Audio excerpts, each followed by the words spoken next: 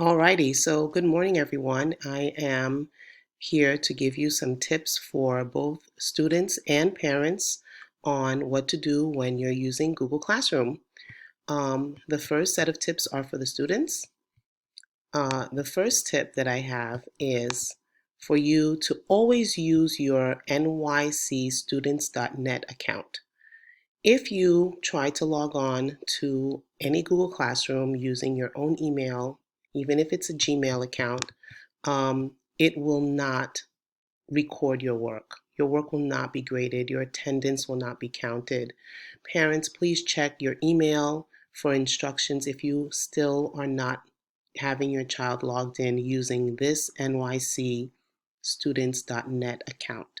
If you can't find it or have trouble logging in, contact your child's teacher using Dojo and they'll walk you through it. Every single day, your first task as a student is to take attendance.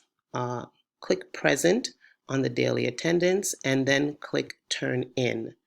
Typing in present in the private message box is not the same. You need to click present and hand it in. It's as if you're doing an assignment. Whenever you're doing any kind of homework assignment on Google Classroom, you must always click the turn in button. Your work can't be graded unless you do this. Students have been sending us private messages, answering questions in the private message section. That is not the same as doing the assignment. Read the directions carefully in the instructions sections for homework, and they'll tell you exactly what to do. If you have a question, you can ask your teacher a question in the private message section, and he or she can get back to you, but that's not where you do the homework. Whenever you log into Google Classroom, if you check the stream page on the left, it'll give you upcoming, and that tells you what's due for that day or what's due tomorrow. It's kind of like a little menu. My class hasn't started using Google Forms, but we will soon. So once we start using Google Forms, just like in regular school, you must have your name on it so that your work can be graded. Now we have some tips for parents. Okay?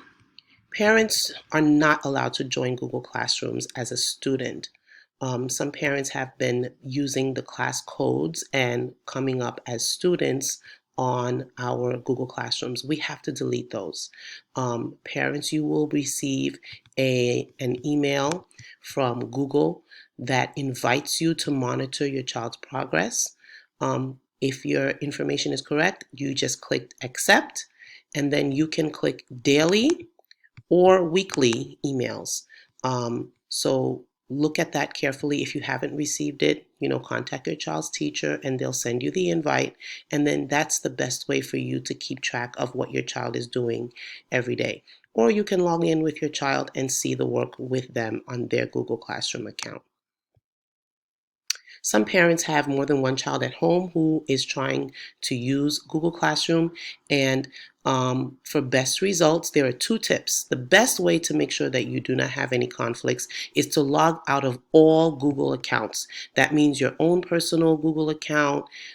If you have more than one child in the Google Classroom account, click sign out of all accounts and use one account at a time.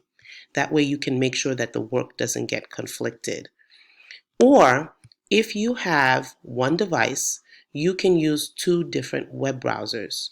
One child can always log in using Google Chrome, and the other child can use Internet Explorer. If you have a Mac, you can also use Safari. There's also Mozilla, Firefox. There's lots of other internet browsers.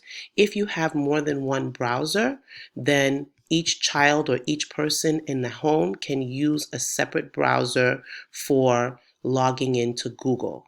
That way you can stay logged in. You don't have to log out every time and log back in, and your accounts won't be mixed up. Just keep track of who's using which browser.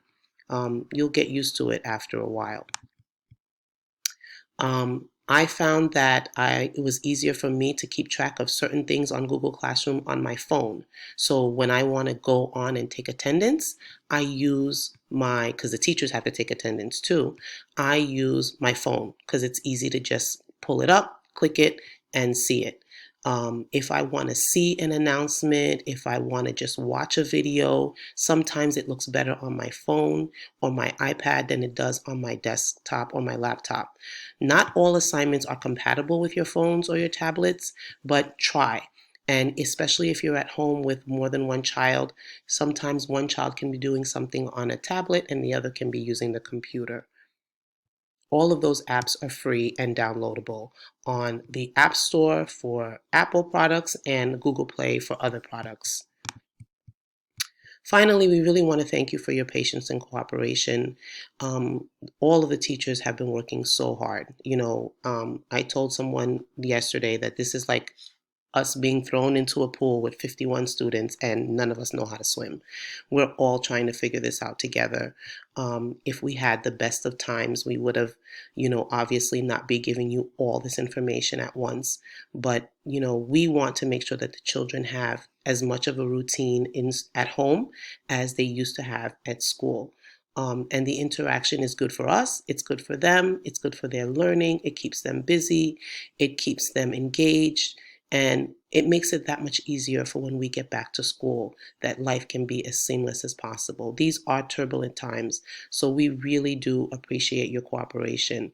Um, Reach out to us if you have questions, but please be patient and know that we are doing our best to address all issues as they come. We'll probably be making another video like this soon. I hope it helps. Thanks and bye.